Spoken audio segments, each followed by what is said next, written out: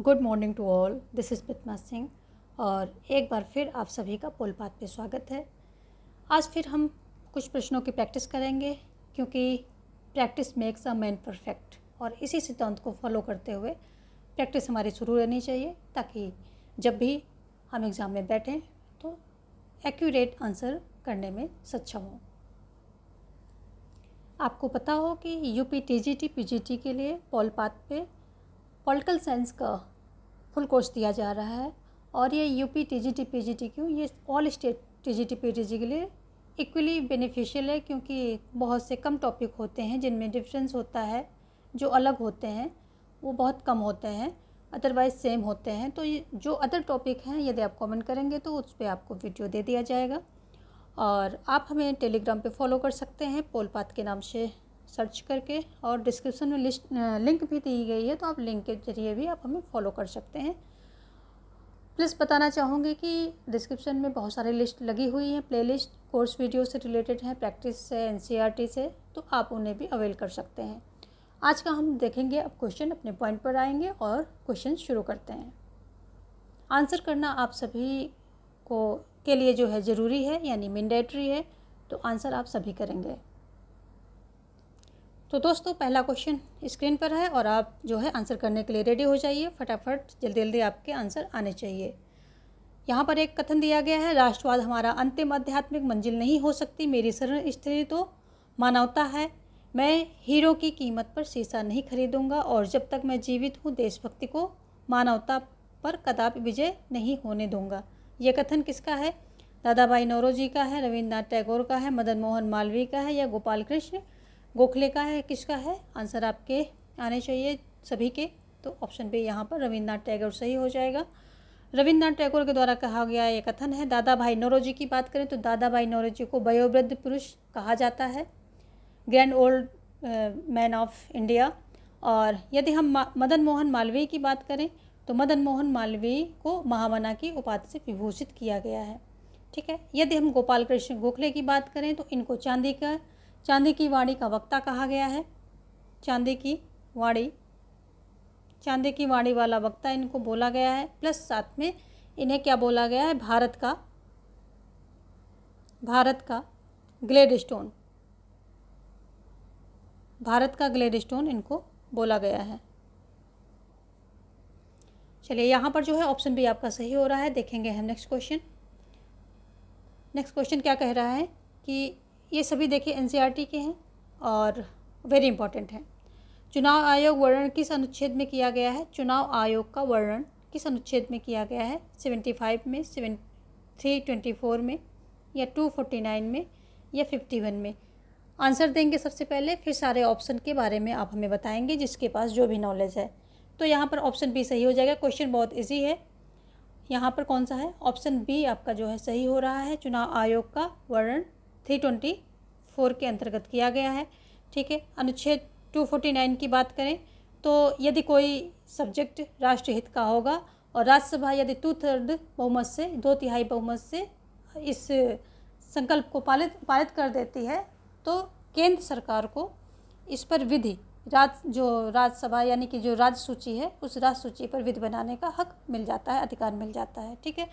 अनुच्छेद 51 में जो है क्या कहा गया है? तो अनुच्छेद 51 में इसकी बात की गई है, शांति एवं सुरक्षा की बात की गई है, अंतर्राष्ट्रीय शांति एवं सुरक्षा की इसमें बात की गई है। कभी क्वेश्चन घुमा के भी दे देता है तो विदेशी मामले वहाँ पे रख देता है, तो बात वही हो गई। अंतर्राष्ट्रीय जहाँ पर हो गया वहाँ विदेशी संबंधित हो जाता है। तो कोई भी ऑप्शन आए आप दोनों जो है टिक करेंगे। ठीक है। 75 में क्या होता है? 75 में पीएम की नियुक्ति की जाएगी राष्ट्रपति के द्वारा और पीएम की सलाह पर जो है अन्य मंत्रियों की नियुक्ति की जाएगी। सारे ऑप्शन यहाँ पर हो गए आपके और यहाँ पर बी सही हो रहा है। देखेंगे नेक्स्ट क्वेश्चन। अगला क्वेश्चन क्या कह रहा है? ज्ञानी जैल सिंह द्वारा पॉकेट वीडियो का प्रयोग किस बिल के लिए किया गया और कब किया गया? तो ये जो है ऑप्शन आपके सामने है 1986, 1989, 2005 और 1992। किस में किया गया? तो ऑप्शन ए यहाँ पर सही हो जाएगा। 1996 में ज्ञानी जैल सिंह के द्वारा पॉकेट वीडियो का प्रयोग किया गया था। यदि हम बात करें कि कैसा बिल था, कौन से बिल पर इस पॉकेट वीटो का प्रयोग किया गया था? तो ये पोस्ट ऑफिस अमेंडमेंट बिल था। पोस्ट ऑफिस अमेंडमेंट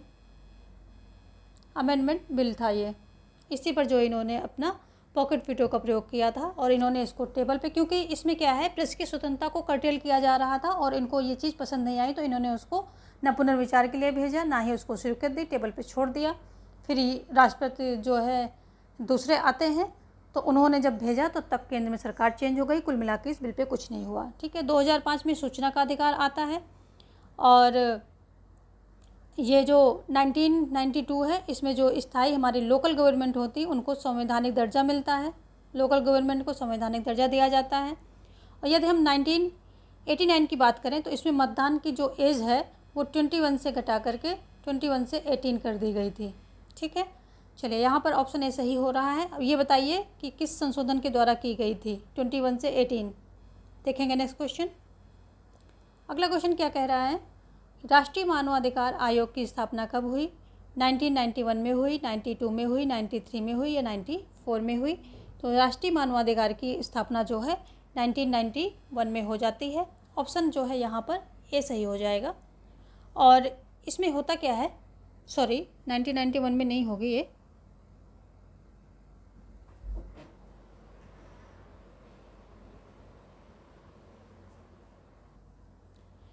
ये 1993 में होगा। 1991 में तो ये एलपीजी आती है, चलो उसको बाद में डिस्कस करेंगे, पहले हम ऑप्शन देते हैं। 1993 में जो है इसका ये जो राष्ट्रीय मानवाधिकार आयोग की स्थापना होती है और इसमें 5 सदस्य टोटल होते हैं। कौन कौन से होते हैं? एक तो सुप्रीम कोर्ट का जो है भूतपूर्व फॉर्मर सीजेआई होगा, चीफ जस्टिस होगा, तो क्या होगा, फॉर्मर सीजेआई होगा।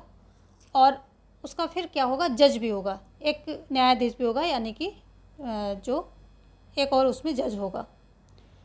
इसी प्रकार से हाई कोर्ट्स की बात करें तो हाई कोर्ट से भी क्या कौन होगा, एक वहाँ से भी जो है चीफ जस्टिस होगा। चीफ जस्टिस एक हाई कोर्ट से भी आएगा।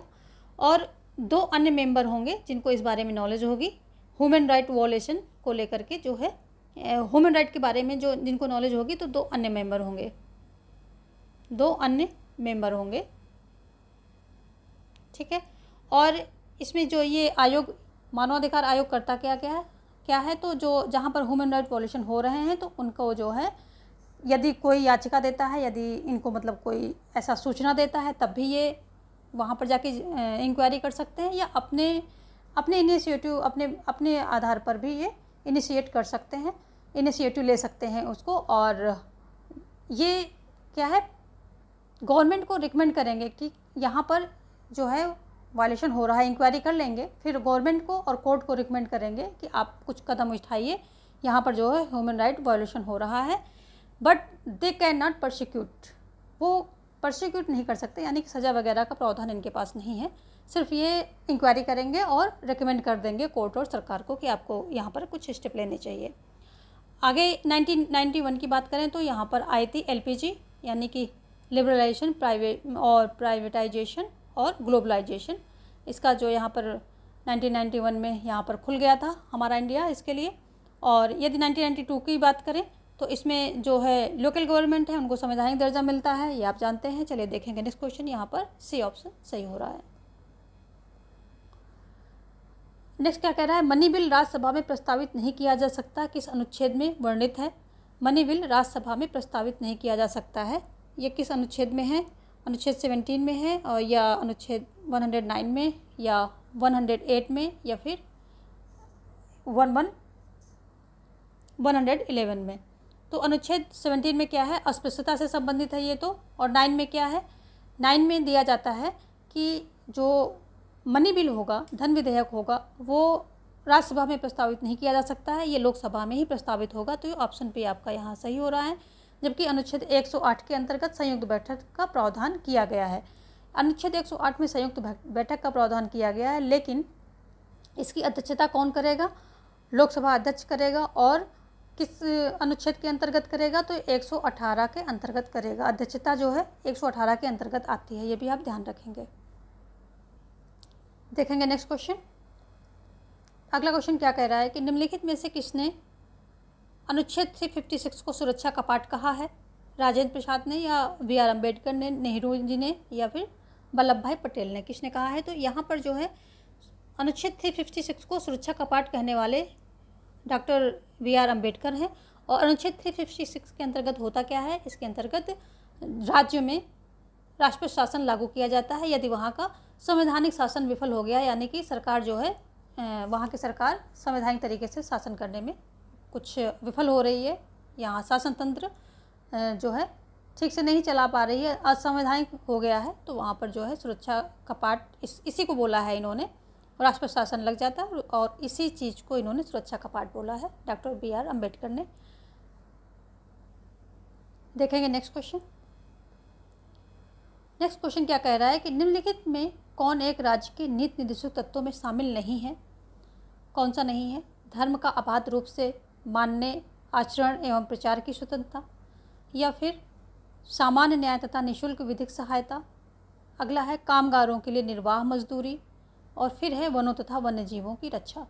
तो यहाँ पर जो धर्म को अबाध रूप से मानने, आचरण एवं प्रचार की स्वतंत्रता, ये किसके अंतर्गत है? ये मौलिक अधिकार के अंतर्गत दिया गया है, तो यही ऑप्शन आपका सही हो जाएगा। ये नीति निर्देशक में नहीं दिया गया है। ऑप्शन बी जो है समान न्याय तथा निःशुल्क विधिक सहायता, और बाकी के सभी ये तीनों जो हैं ये किस में है? नीति निर्देशक तत्वों में शामिल किए गए हैं। यदि हम बात करें कि सामान्य न्याय तथा निःशुल्क विधिक सहायता ये किस में है? तो ये 39A में है। 39A में इसका प्रावधान किया गया है।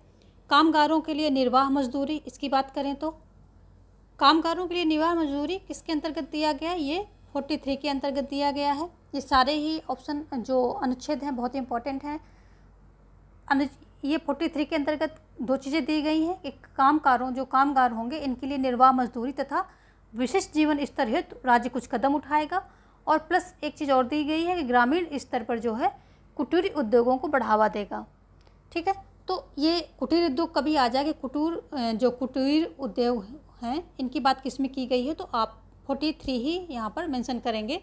और वनों तथा वन्य जीवों का ये 48A में इसका जो है प्रावधान किया गया है। और यदि हम इसी की बात 48 कर लें, या तो ये ए हो गया, या तो 42वें संविधान संशोधन द्वारा जोड़ा गया था। यदि हम सिर्फ 48 की बात करें तो इसमें जो दुधारू और कृषि उपयोग के जीव होंगे उनकी वध पर जो है रोक लगाई गई है कि राज्य उनकी वध पर रोक लगाएगा। तो ये बातें 48A और 48 में ये डिफरेंस है, और दोनों ही इम्पोर्टेंट हैं, पूछे जाते हैं। ठीक है, यहाँ पर जो 48A और 49A ये दोनों जो हैं 42वें संविधान संशोधन द्वारा जोड़े गए हैं।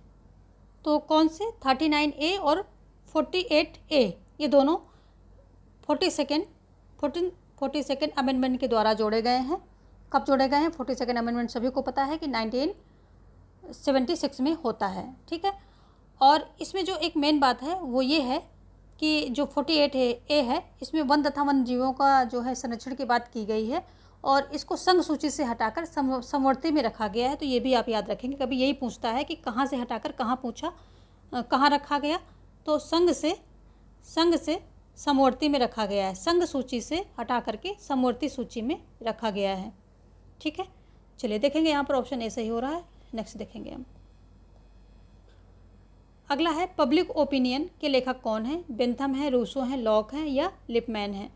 तो जो पब्लिक ओपिनियन पुस्तक है इसके लेखक कौन है? लिपमैन है। ऑप्शन डी यहाँ पर सही हो जाएगा। और यदि बेंथम की बात करें तो the principle of morals and legislation, the principles of morals and legislation, ये इनकी पुस्तक का नाम है। रूसो की बात करें तो सोशल कॉन्ट्रैक्ट आप सभी को पता है, और लॉक की है two treatise on civil government, ये इनकी पुस्तक है। और यहाँ पर ऑप्शन डी आपका सही हो जाएगा। चलिए देखेंगे नेक्स्ट क्वेश्चन। नेक्स्ट क्वेश्चन क्या कह रहा है? भारतीय संविधान के अनुच्छेद 14 में प्रयुक्त वाक्यांश कानून के समक्ष समानता किस संविधान से उद्धृत है? तो ये ब्रिटेन से है, संयुक्त राज्य अमेरिका से है, फ्रांस से है, या फिर कनाडा से है? कहाँ से है? तो ये ब्रिटेन से ली गई है। जो ये कानून के समता की बात होती है तो कहाँ से, ये ब्रिटेन से लिया गया है, ब्रिटेन से लिया गया है। और A.V. डाइसी की बुक जो है कौन सी, law of constitution, law of constitution में जो है इसकी बात की गई है। और ये बुक आती कब है, 1885 को ये बुक आती है। और इनकी बुक जो है इम्पोर्टेंट है, वो आप देख लें, लॉ ऑफ कॉन्स्टिट्यूशन, ये इनकी पुस्तक है, इसी में इन्होंने अपने विचार दिए हैं। और इन्होंने इसमें यही बताया है कि सभी मतलब बराबर हैं, चाहे कोई वर्ग हो, कोई समूह हो, कोई समाज हो, सभी बराबर हैं। तो कानून, इसी आधार पर जो है अपने विचार देते हुए आगे इन्होंने बोला है कानून के समक्ष समानता।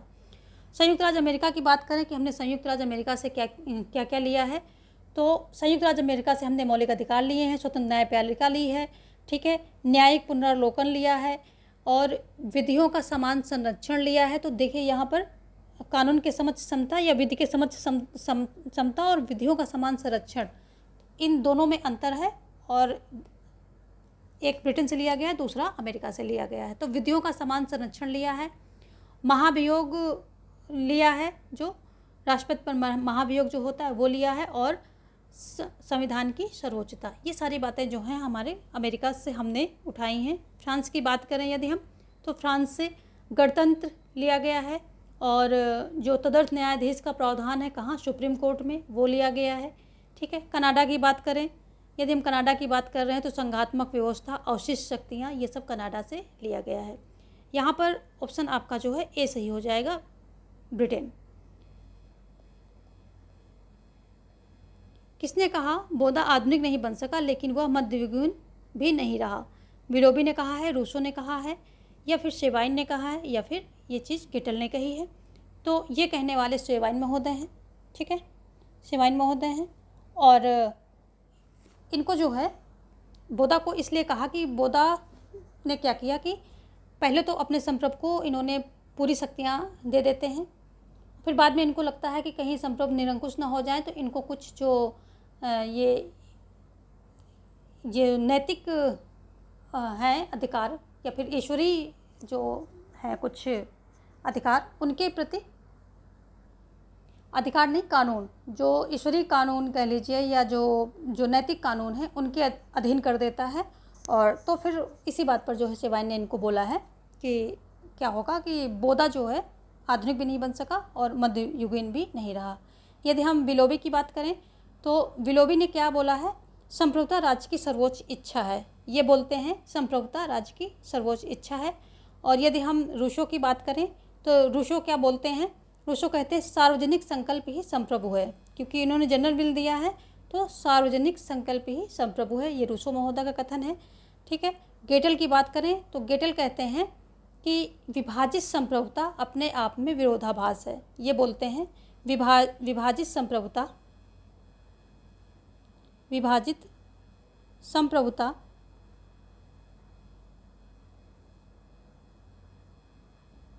अपने आप में विरोधाभास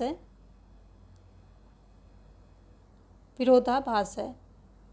और इसी से जो है मिलती जुलती दूसरी डेफिनेशन है जो कि हॉब्स ने दी है। ये क्या कहते हैं कि सीमित संप्रभुता, सिर्फ यहाँ पर जो है सीमित हो जाएगा, बाकी सेम है सब कुछ। सीमित संप्रभुता अपने आप में विरोधाभास है, तो ये हॉब्स ने दिया है। और ये सारी ही जो हैं डेफिनेशन है, ये सारे ही बहुत ही ज़्यादा इम्पोर्टेंट, डेफिनेशन नहीं कहेंगे, स्टेटमेंट कहेंगे इनको। तो ये सारे स्टेटमेंट बहुत ही इम्पोर्टेंट हैं, इनको जो हमने नहीं लिखे वो भी आप नोट डाउन कर लेंगे। देखेंगे यहाँ पर सी ऑप्शन जो है आपका सही हो रहा है। नेक्स्ट क्वेश्चन में चलते हैं। सेशन को सभी लाइक कर देंगे और अपने दोस्तों में शेयर कर देंगे। किसने कहा न्याय मानवीय आत्मा का गुण तथा मन की आदत है? प्लेटो ने कहा है, या अरस्तु ने कहा है, या फिर लास्की ने कहा है, या फिर हॉब्स ने कहा है ऐसा? तो ऐसा कहने वाले प्लेटो महोदय हैं। ये जो है न्याय को मानवीय आत्मा का गुण तथा मन की आदत मानते हैं, ठीक है, प्लेटो महोदय कहते हैं। और यदि हम अरस्तु की बात करें तो अरस्तु क्या कहते हैं, अरस्तु कहते हैं कि प्रत्येक को उचित भाग मिल जाना ही न्याय है, ऐसा अरस्तु का कहना है।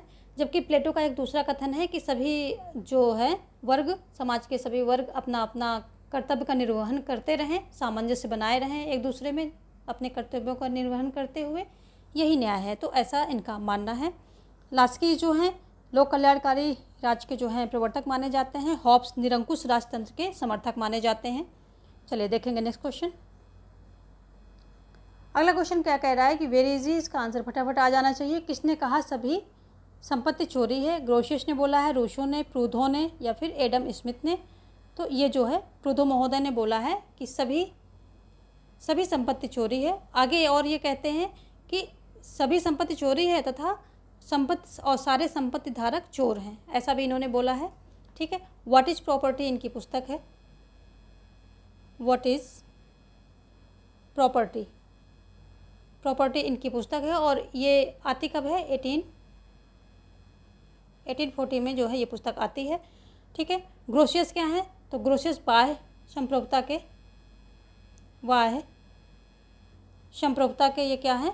जनक माने जाते हैं। ठीक है।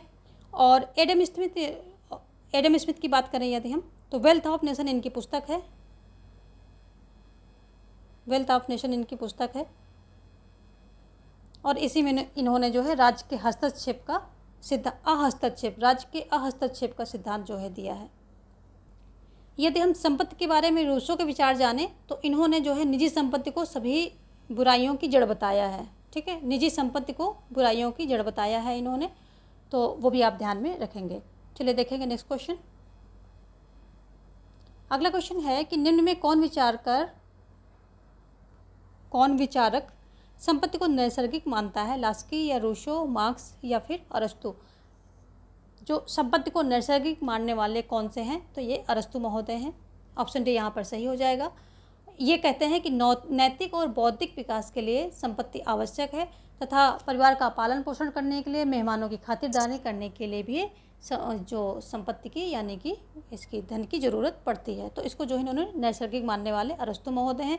जबकि मार्क्स मानते हैं कि जो ये प्राइवेट प्रॉपर्टी है ये नहीं होनी चाहिए, सभी का साझा नियंत्रण होना चाहिए और एक साम्यवादी युग की इन्होंने संकल्पना की है जिसमें सभी के जो ये उत्पादन के साधन हैं इस पर सभी का साझा नियंत्रण हो और आवश्यकता के अनुसार सभी को इसमें वेतन मिलेगा, यानी कि जो सुविधाएं होंगी वो मिलेंगी और क्षमता के अनुसार सभी इसमें काम करेंगे।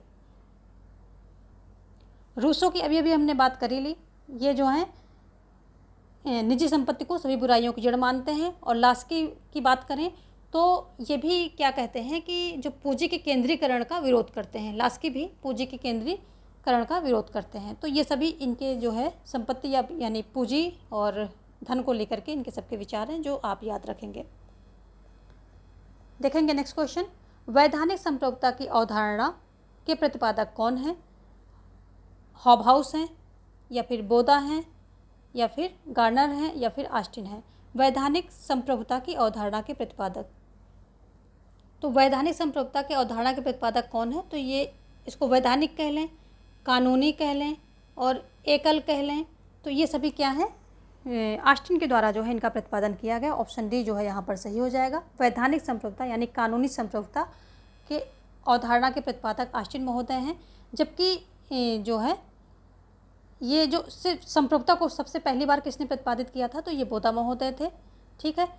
6 books of concerning the Republic, इस पुस्तक में इन्होंने अपने विचार दिए हैं इससे संप्रभुता से संबंधित। और जब इन्होंने जो है सर्वप्रथम इसको जो है इस अवधारणा का प्रतिपादित किया है और हॉब्स ने, यहाँ हॉब्स होगा, हॉब्स ने जो है इसको आगे बढ़ाया है और ऑस्टिन ने जो है इसमें अपना महत्वपूर्ण योगदान दे करके क्या है इसको चरम सीमा पर पहुंचाया है। ठीक है। गार्नर की बात करें तो ये आंतरिक संप्रभुता के जनक माने जाते हैं। बाह्य के हैं ग्रोशियस और आंतरिक के हैं गार्नर, ये आप ध्यान रखेंगे। देखेंगे नेक्स्ट।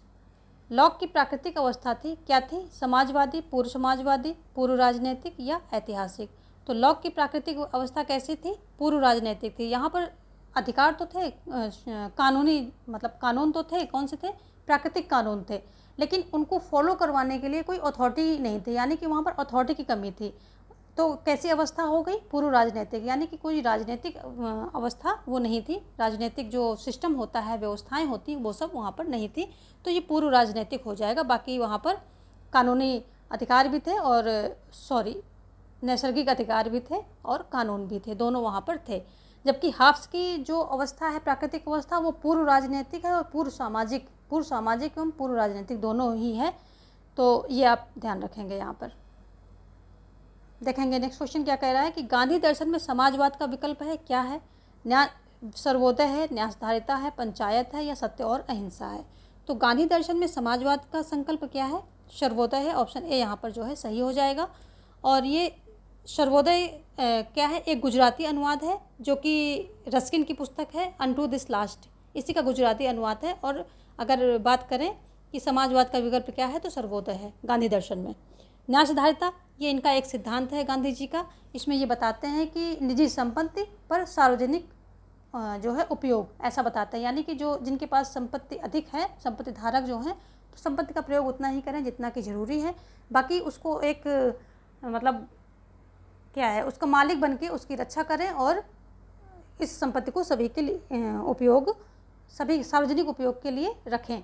तो एक ट्रस्टीशिप का सिद्धांत यहाँ पर दिया है। पंचायत राज जो है, तो यहाँ पर जो है पंचायत राज में गांधी जी ने लोकल गवर्नमेंट की बात की है कि उनकी खुद की लोकल गवर्नमेंट हो, जो अपने विवाद हैं उनको निपटा सकें, अपनी जो परेशानियाँ हैं उनके लिए जो है कुछ डिसीजन ले सकें।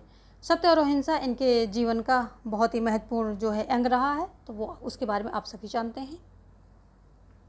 नेक्स्ट क्वेश्चन क्या कह रहा है कि सामान्यतया सुप्रीम कोर्ट में सबसे वरिष्ठ न्यायाधीश को मुख्य न्यायाधीश नियुक्त किया जाता है, लेकिन इस परंपरा को तोड़ा गया। तो कब तोड़ा गया? 1973 न्यायमूर्ति A.N. राय द्वारा, या फिर 1975 में न्यायमूर्ति M.H. वेग द्वारा, या फिर 1976 में P.N. भगवती द्वारा, या फिर A एवं B दोनों के द्वारा। तो किसके द्वारा जो है ये इसको परंपरा को तोड़ा गया? देखते हैं। सबसे पहले हम 1973 को देखेंगे। इसमें जो न्यायमूर्ति A.N. राय हैं, इनको 3 वर्ष इनको बनाया गया, क्या जो मुख्य न्यायाधीश बनाया गया सुप्रीम कोर्ट का। तो लेकिन इनसे ऊपर 3 वरिष्ठ न्यायाधीश वरिष्ठ थे, उनको छोड़कर 3 वरिष्ठ को छोड़कर इनको बनाया गया। तो इन्होंने ब्रेक किया था, सबसे पहले इनके द्वारा ब्रेक किया गया। फिर अगली बार क्या होता है कि 1975 में जो क्या होता है कि जो न्यायमूर्ति M.H. वेग हैं, ये न्यायमूर्ति H. खन्ना को छोड़ते हुए, किसको? H. खन्ना को इन्होंने पीछे छोड़ा। H. खन्ना इनसे सीनियर थे। H. खन्ना को छोड़ते हुए ये जो है न्यायमूर्ति इनको बनाया गया। ठीक है, तो यहाँ पर क्या हो जाएगा? ऑप्शन डी सही हो जाएगा। यानी कि इन दोनों ही जो है इस परंपरा को तोड़ा। इन दोनों ने क्या तोड़ा? जो जिन्होंने इनको बनाया उन्होंने तोड़ा, पर हाँ अकॉर्डिंग क्वेश्चन तो ए एवं बी दोनों हो जाएगा यहाँ पर। चलिए देखेंगे नेक्स्ट क्वेश्चन। अगला क्वेश्चन क्या कह रहा है कि अनुच्छेद 337 कहता है, क्या कहता है? सर्वोच्च न्यायालय विधायिका के कानूनों का पुनरावलोकन करेगा, सर्वोच्च न्यायालय के निर्णयों के पुनरावलोकन, यानी सर्वोच्च न्यायालय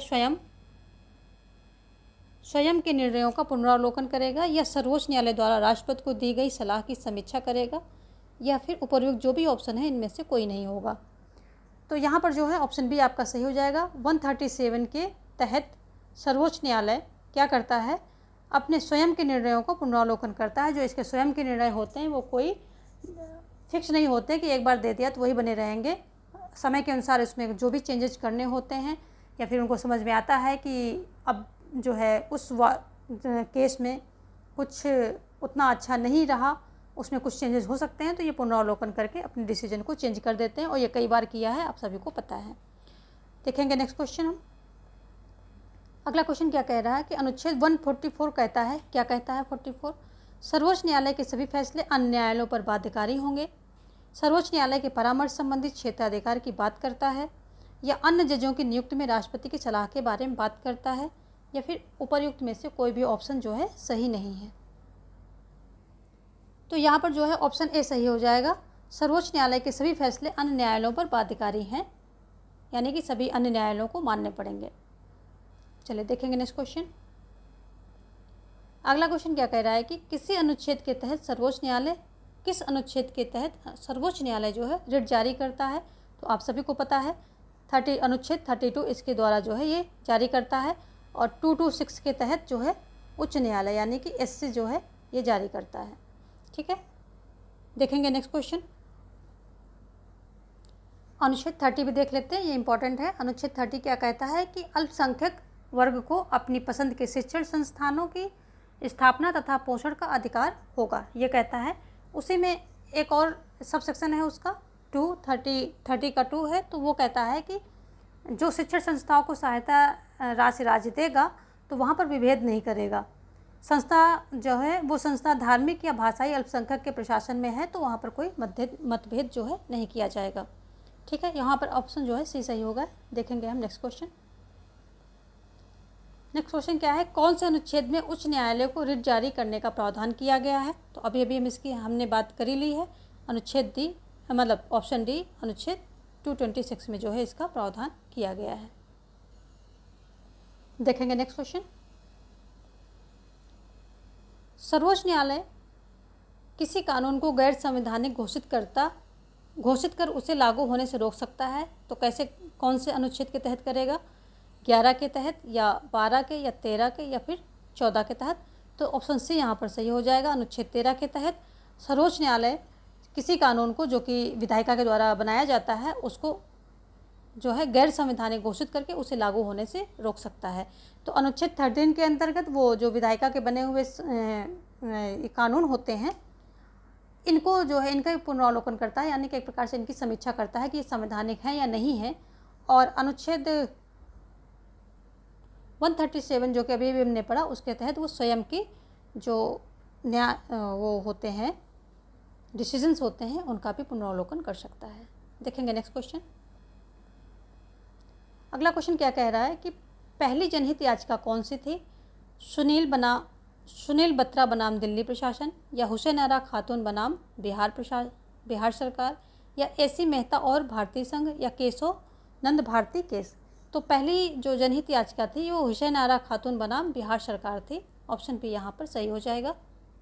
और ये आती कब है? ये आती है कि 1979 में ये जो है याचिका दायर की जाती है। इसमें होता क्या है कि जो विचाराधीन कैदी बहुत सालों से मतलब वहाँ के जेलों में पड़े हैं, यदि उनको सज़ा दी गई होती शायद उनकी सज़ा पूर्ण हो जाती, तो और लेकिन सज़ा नहीं दी गई तो वो विचाराधीन ही उसमें पड़े हुए हैं, किसमें, जेलों में। तो इस पर जो है बात किया गया था और यही जो है संबंधित था किससे? ये हुसैन आरा खातून बनाम बिहार सरकार। तो ये विचाराधीन कैदियों से संबंधित है, 1917 में आती है और हुसैन आरा की ये जो पहली है, प्रथम जनहित याचिका है ये। तो आज का सेशन हम यहीं पे स्टॉप करना चाहेंगे और सेशन को लाइक करें, सभी जितने भी लोग जुड़े हैं सेशन को लाइक कर दें और शेयर कर दें। सब्सक्राइब नहीं किया है तो वो भी कर लें। मेरी सारी वीडियो आपको तभी मिलेंगी जब आप सब्सक्राइब करके ऑल पर क्लिक कर लेंगे। और थैंक्स फॉर वॉचिंग। मिलते हैं कल कुछ और प्रश्नों के साथ।